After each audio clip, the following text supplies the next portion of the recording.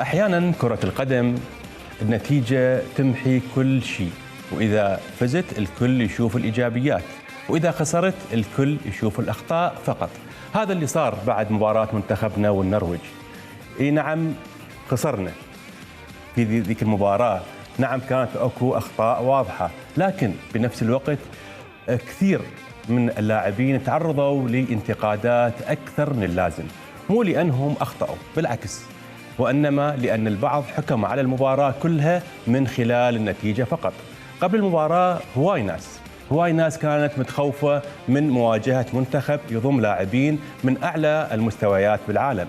كانت التوقعات مو سهلة أبدا، لكن داخل الملعب شفنا منتخب حاول يلعب، شفنا هدف أيمن حسين، وشفنا أيضا فترات بالشوط الأول منتخبنا كان مسيطر ومنافس حقيقي، وشفنا لاعبين حاولوا يقدمون كل اللي عندهم رغم صعوبة المواجهة. حتى جلال حسن واجه واحد من أخطر المهاجمين بالعالم، وبغض النظر عن الأخطاء اللي صارت ما يذكر أو ننسى أو نختصر المباراة كلها بلاعب واحد أو لقطة واحدة.